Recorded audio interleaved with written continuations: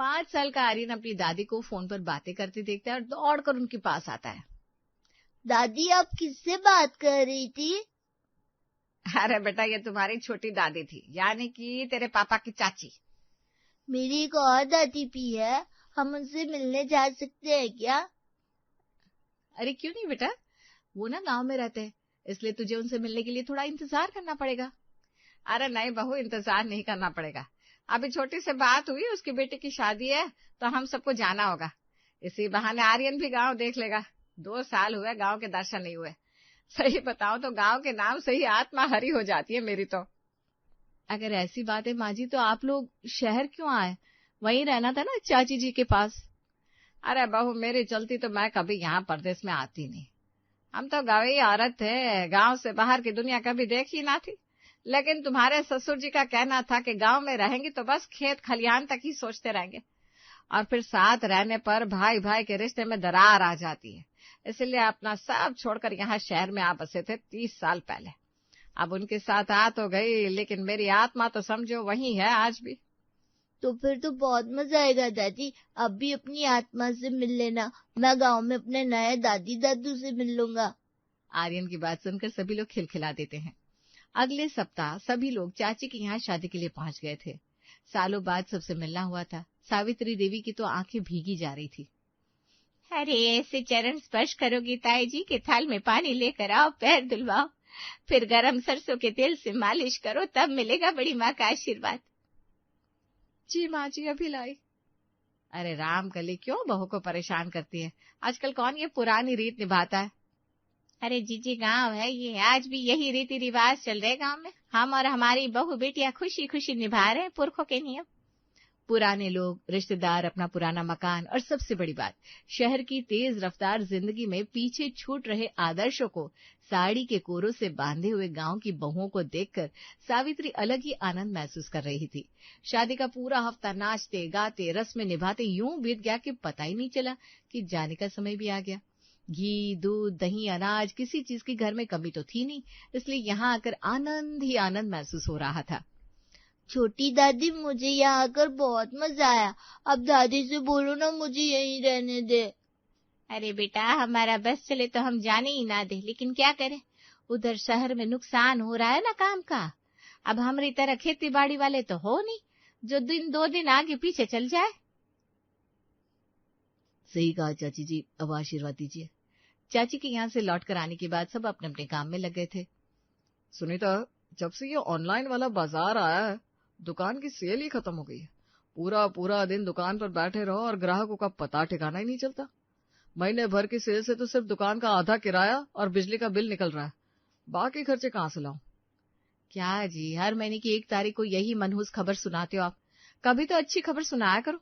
जब देखो तब दुकान न चलने का रोना। मुझे ये बताओ, आर्यन के स्कूल की फीस, दूध का खर्च, मकान का किराया कहाँ से आएगा? आपकी तरफ मैं भी दुख भरी दास्तान सुनाने लगूं क्या सबको? अरे तुम्हें लग रहा है मैं कहानी सुना रहा हूँ? हद होती है। कैसी पत्नी हो तुम? पति की जरा सी परेशानी समझ नहीं सकती? अब आप ही बताइए, आज से कुछ साल पहले तक तो ये दुकान बाबूजी चला रहे थे, तब तो खूब बिक्री हो रही थी, मुनाफा ही मुनाफा था। इसी दुकान के दम पर आपकी शादी हुई, देवर जी की शादी हुई, घर खर्च चला, और आज वही दुकान आपके हवाले है तो सब बर्बाद हुआ जा रहा है। आप ही बताओ, इसका क्या मतलब निकालूं मैं? बहू, तेरी बात अपनी जगह सही है, लेकिन समीर भी गलत नहीं कह रहा। आजकल दुकानदारी मंदी हो गई है। हमारा जमाना और था।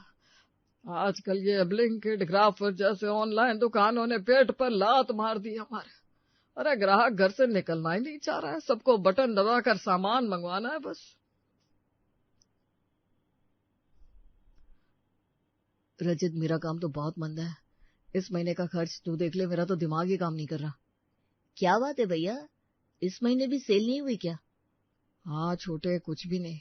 इस महीने भी पिछले महीने वाला ही हाल है। लगता है अपना टाइम ही खराब है। मेरा भी आज मैनेजर के साथ झगड़ा हो गया।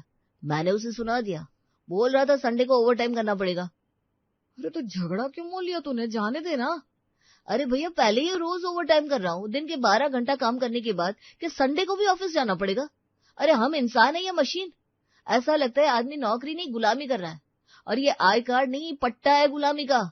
अब कंपनी का है तो आदमी जागे, कंपनी का है तो सोए। अभी दोनों भाई अपनी अपनी परेशानी पर चर्चा कर रहे थे कि तभी सावित्री हाथ में फोन लिए वहां आती है। अरे समीर बेटा, ये लो चाचा जी का फोन है, बात करो। कह रहे हैं इस बार बहुत अच्छी गन्ने की फसल हुई है, अच्छा मुनाफा मिलेगा, बधाई दो बेटा। तो बधाई हो चाचा जी, बहुत खुशी की बात है ये तो। फोन रखने के बाद, क्या हुआ, कुछ गलत हुआ है क्या? सबके चेहरे क्यों बुझे हुए हैं? अरे भाग्यवान क्या बताए, शहर आया था 30 साल पहले ये सोच कर कि मैं अपने बच्चों को बेहतर भविष्य दूंगा, लेकिन देखो मैं तो हार गया। अपने खून पसीने की कमाई से बनी दुकान अपना आखिरी सांस ले रही, और ये छोटा, इसकी नौकरी भी बस नाम की है, कोई भरोसा नहीं, आज है कल नहीं। समझ नहीं आता मैंने शहर आकर उनका जीवन संवारा या बिगाड़ा। दिल पर बड़ा पत्थर रखकर कह रहा हूँ, मानो या ना मानो गांव में रहकर भी रामकली और छोटे लाल हमसे बेहतर जिंदगी जी रहे। ना दफ्तर की टेंशन, ना किसी की गुलामी, बस अपने खेतों में खुद की फसल उगाओ और सारा मुनाफा खालिस अपनी जेब में। और देखा ना तुमने कैसे घर भरा पड़ा है, घी दूध दही अनाज चावल, क्या नहीं है उनके पास। एक हम है, हाथ रोक कर हर काम करते हैं फिर भी जेब खाली। क्यों ना हम कुछ दिन गांव में चाची जी के यहाँ चले जाएं? सुना है उनकी फसल बहुत अच्छी हुई है, कम से कम वहां थोड़ा सुकून तो मिलेगा। कुछ दिन क्यों, अगर तुम लोग तैयार हो तो मैं अपनी बरसों पहले की भूल सुधारना चाहता हूँ। हम सब गांव चलते हैं, अपनी जमीन है, खुद फसल उगाएंगे, वहीं रहेंगे। लेकिन रजत, क्या हम गांव जाकर सेटल हो पाएंगे? ना वहां मॉल है, ना शॉपिंग सेंटर, ना सुख सुविधा। साक्षी, वो मॉल हमें कर्ज के सिवा क्या देते, और वैसे भी चादर देखकर पैर पसारने चाहिए। आजकल तो खाने पीने का इंतजाम हो जाए वही बहुत है। ये मॉल कौन सा, हमें रोज जाते हैं। 4 पैसे जेब में होंगे तभी शॉपिंग और सुख सुविधा का मतलब समझ में आता है। मैंने फैसला कर लिया है, ये दुकान छोड़कर अब हम गांव जाएंगे, अपनी जमीन पर घर बनाएंगे और खेती करेंगे। अपनी जमीन सोना उगलेगी, बस थोड़ा पसीना बहाना है। और देखा ना तूने, चाचा जी बस मुश्किल से 1-2 घंटा खेत जाते थे और मुनाफा इतना कि पूछो मत। ना किसी की चाकरी, ना नफा नुकसान का झंझट, अपने मालिक खुद बनो। हमारी इस नौकरी से तो अच्छी गांव की खेती है। बहुत सही फैसला है बेटा, जमीन माँ की तरह होती है, वो सबका ख्याल रखती है। और मैं तो अपनी जड़ों की तरफ लौटकर बहुत खुश हूँ। बस तुम मेहनत से जी मत चुराना, फिर देखना कमाल। शहर के शोर शराबे को पीछे छोड़कर समीर का परिवार गांव में अपनी उस जमीन पर आ गया जहां एक छोटा सा ईंटों का घर खड़ा था। खेतों के बीच बने नए घर की छत पर समीर और रजत खड़े होकर चारों तरफ फैली अपनी खाली जमीन को देख रहे थे। देखो रजत, ये जो धूल भरी जमीन दिख रही है ना, 2 महीने बाद यहाँ सिर्फ हरियाली होगी। शहर के उस डिब्बे जैसे मकान में तो सूरज की रोशनी भी नहीं आती थी, और यहाँ तो जहां तक नजर जाए अपनी ही जमीन है। सही कह रहे हो भैया, आज पहली बार लग रहा है कि मैं खुलकर सांसें ले रहा हूँ। तभी सुनीता नीचे से चिल्लाकर कहती है, अरे ऊपर ही खड़े रहोगे या नीचे आकर सामान भी उतरवाओगे? सारा फर्नीचर गेट में पड़ा है, धूल जम रही है। अरे बस 2 मिनट सुनीता, देख लो तुम भी, सामने की जमीन पर हम गेहूं बोएंगे। चाची कह रही थी इस बार गेहूं के दाम बहुत ऊंचे जाएंगे। अरे सपने बाद में देखना, पहले ये देखो रसोई में चूल्हा कैसे जलेगा। यहाँ तो शहर जैसी गैस पाइपलाइन भी नहीं है, और आर्यन खाने के लिए शोर मचा रहा है।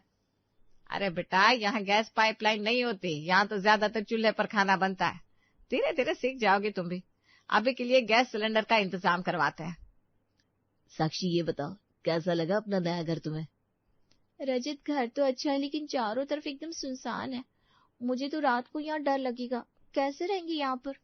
तुम्हें नहीं लगता यहाँ पर घर बनाकर ठीक नहीं किया हमने?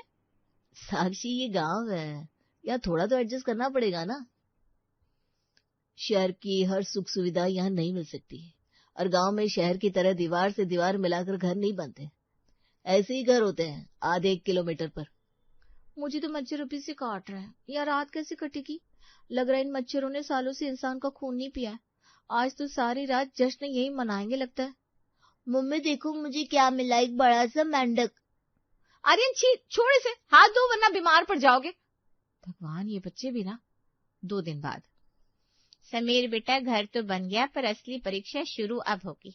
जमीन तैयार है पर बीज सही समय पर डालना जरूरी है।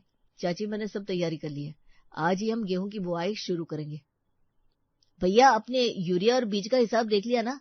ज्यादा पुराना बीज हुआ तो फसल उगेगी ही नहीं। अरे रजत, चिंता मत कर, शहर में बिजनेस किया है मैंने, हिसाब किताब में कच्चा नहीं हूँ। बस फिर क्या है, सब अच्छा ही होगा तब तो। ट्रैक्टर चलना शुरू होता है और मिट्टी की सौंधी महक हवा में घुलने लगती है। रजत ये देखो, जब ये गेहूं की बालियां लहलहाएंगी ना तो शहर की सारी उधारी एक बार में चुक जाएगी। हाँ नहीं तो क्या भैया, अपनी जमीन पर काम करने का मजा ही अलग है। अभी तक दोपहरी हुई थी कि समीर और रजत पसीने से तरबतर हो जाते हैं। उफ, ये धूप तो शहर वाली धूप से भी ज्यादा तीखी लग रही है। गला सूख कर कांटा हो गया है। उतनी ही देर में सुनीता पानी का लोटा लाते हुए वहां पहुंचती है। ये लो पानी। आप तो कह रहे थे खेती में बस 1 घंटा देना पड़ता है, यहाँ तो 3 घंटे से आप धूप में खड़े हैं। अरे शुरुआत में सुनीता, धीरे धीरे सब सेट हो जाएगा। चाची कह रही थी कि गेहूं में पानी का बहुत ध्यान रखना पड़ता है, जरा भी चूक हुई तो सब बर्बाद हो जाएगा। मैं देख लूंगा सब, तो बस रोटी की तैयारी कर, आज भूख बहुत तेज लगी है। शाम को पूरा परिवार आंगन में बैठता है। चारों तरफ अंधेरा है और सिर्फ झिंगुरों की आवाज आ रही है। रजत, ये बिजली कब आएगी? सुबह से गई हुई है, फोन की बैटरी भी खत्म हो गई, कपड़े नहीं धुले और अपना फेवरेट सीरियल भी नहीं देखा आज तो। माँ जी पता करी ना कोई बर्तन वाली मिल जाए तो। एक तो घर इतना बड़ा है, काम करते करते मेरी तो कमर टूट जाएगी। साक्षी, गांव में बिजली को कोई भरोसा नहीं होता, शायद रात को आए या ना भी आए। क्या? तो हम ऐसे ही अंधेरे में बैठेंगे? जी हाँ, मशीन के भरोसे बैठना छोड़ दो, अपने काम हाथ से करके निपटा लिया करो, वरना लाइट के इंतजार में बैठी रह जाओगी। कितना सन्नाटा है ना, शहर में तो रात भर गाड़ियों का हॉर्न बजता रहता था, यहाँ तो ऐसा लग रहा है सब शांत हो गया है जैसे। सो जाइए भैया, कल सुबह जल्दी उठना है ना। हाँ छोटे, चल सो जाते हैं। दिसंबर का महीना शुरू हो चुका था और गांव के खुले खेतों में ठंड का मिजाज अब जानलेवा होने लगा था। सुबह के 4 बजे थे, चारों तरफ घना कोहरा छाया हुआ था, इतना कि हाथ को हाथ नहीं महसूस हो रहा था। भैया जल्दी उठिए, बिजली आ गई है, आज हमारे हिस्से का पानी लगाने की बारी है, बिजली का कोई भरोसा नहीं है।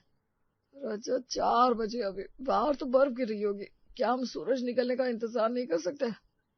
खेती सूरज देखकर नहीं, बिजली देखकर होती है भैया, जल्दी आइए, मैं मोटर चला रहा हूँ। समीर ने बड़ी मुश्किल से रजाई छोड़ी। कहाँ जा रही इतनी रात को? बाहर तो इतना कोहरा है, रास्ता भी नहीं दिखेगा, बीमार पड़ जाओगे।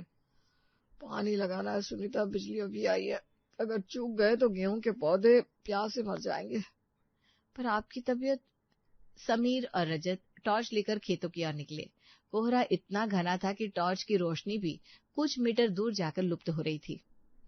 रजत, ऐसा लग रहा है जैसे किसी ने पैरों पर हजारों सुइयां चुभा दी हो, खून जम गया है मेरा, पानी तो बहुत ठंडा है। 2 घंटे तक ठंडे पानी में खड़े होकर काम करने के बाद समीर की हालत खराब होने लगी। रजत, अभी भी आधा खेत बाकी है। एक बात कहूं, शहर की दुकान पर बैठना कितना आसान था आज समझ में आ रहा है, शायद मेरे ही प्रयास में कमी रह गई। सच कह रहे हो भैया, चाहे ऑफिस में काम का तनाव था, लेकिन ऐसे बर्फीले मौसम में तो काम नहीं करना पड़ता था। इधर सुनीता और साक्षी भी परेशान थी। दीदी, मुझे बहुत डर लग रहा है, ये कैसी जगह आ गए हम, न ढंग का स्कूल है, न कोई आस पड़ोस में रहने वाला। माँ जी भी आजकल अपनी पुरानी शहर की सहेलियों को याद करके उदास रहती है, बस बोलती नहीं। ऐसी जगह घर लिया है, न कोई सामान मिलता है, न कहीं आने जाने की सुविधा है। मेरी सहेली ने तो एड्रेस देखकर ही यहाँ आने से मना कर दिया। मुझे तो शहर की बहुत याद आ रही है, यहाँ न काम वाली है न कोई मदद, बस दिन रात काम में लगे रहो, तब भी काम खत्म नहीं होते। न कोई दोस्त है, न घूमने जा सकते हैं। सुबह 6 बजे समीर और रजत वापस लौटे। दोनों के कपड़े कीचड़ से लथपथ थे और चेहरा पीला पड़ गया था। अरे, आप तो पूरे भीग गए, जल्दी से कपड़े बदलिए वरना बीमार हो जाएंगे। भाभी, आज पता चला जिसे हम सुकून कह रहे थे ना, वो असल में कितनी बड़ी कुर्बानी मांगता है। इतनी देर में साक्षी गर्मा गर्म चाय बनाकर लाती है। रजत, अभी तो बस पानी लगा है, रमेश कह रहा था अगले हफ्ते खाद डालनी है, और अगर ओले गिर गए तो। ओले क्या मतलब? मतलब ये कि अगर मौसम खराब हुआ तो हमारी सारी जमा पूंजी एक झटके में खत्म हो जाएगी। समीर ने अपनी कांपती हथेलियों को देखा।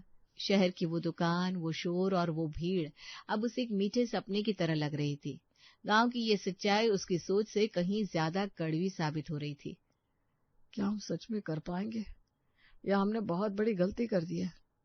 जनवरी की आखिरी रात थी। समीर और रजत पिछले हफ्ते की मेहनत के बाद गहरी नींद में थे कि अचानक बाहर एक तेज आवाज गूंजी, टप टप टप।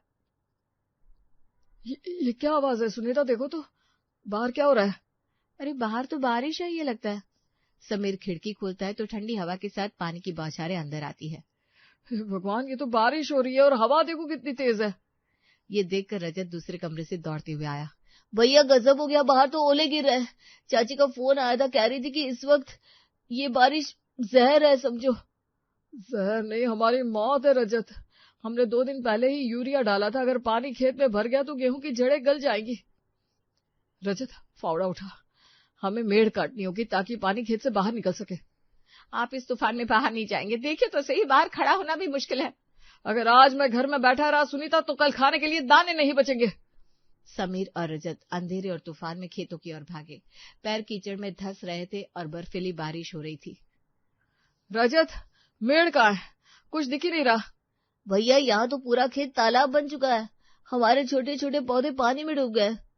समीर पागलों की तरह फावड़ा चलाने लगा, लेकिन पानी का बहाव इतना तेज था कि कीचड़ वापस नाली को भर देता। समीर की हिम्मत टूट गई। भैया चलिए वापस, अब हम कुछ नहीं कर सकते। कुदरत के आगे हमारी औकात कुछ भी नहीं है। क्यों? हमने क्या बिगाड़ा था? तेरा शहर छुड़वा दिया और अब ये। सुबह जब बारिश रुकी तो पूरा परिवार खेत के किनारे खड़ा था। लहलहाते हरे पौधों की जगह अब सिर्फ भूरा कीचड़ और डूबी हुई फसल नजर आ रही थी। सब खत्म हो गया सुनीता। शहर की दुकान तो सिर्फ घाटे में थी, यहाँ तो हम पूरी तरह उजड़ गए। भैया सच तो यह है कि हम दूर से ही देखकर ललचा गए थे। हमें लगा था खेती मतलब सिर्फ बीज डालना और काटना है, पर यहाँ तो हर पल मौसम से जंग लड़नी पड़ती है। ये हमारे बस की बात नहीं है। सुनीता क्या तुम मुझे माफ कर पाओगी? मेरा फैसला गलत था, मैंने तुम्हें और बच्चों को इस आग में झोंक दिया। समीर गलती आपकी अकेले की नहीं है, लालच हम सबको था। हमें लगा था कि गांव की जिंदगी आसान है। तो अब क्या करेंगे भैया? वापस शहर जाएंगे क्या? हाँ रजत, मैंने सोच लिया है कि मैदान छोड़कर भागने से नहीं, सामना करने से मुश्किल हल होती है। अब मैं भी घर पर सामान डिलीवर करूंगा, जिससे सेल बढ़ेगी, हमारे दिन बदलेंगे छोटे। मैं भी दूसरी कंपनी में ट्राई करता हूँ, मेरे अनुभव के आधार पर नौकरी मिल ही जाएगी। पापा क्या हम सच में वापस अपने पुराने घर जा रहे हैं? क्या मुझे फिर से उसी स्कूल में जाने को मिलेगा? ये स्कूल बिल्कुल अच्छा नहीं था। हाँ मेरे बच्चे, हम वापस जाएंगे अपनी दुनिया में। हमें अब उसी दुनिया की आदत है और हमारा गुजारा भी अब यहाँ नहीं वहाँ है। ठंड के कहर से मार खाकर पूरा परिवार वापस, और इस बार 2 गुनी मेहनत से काम करता है।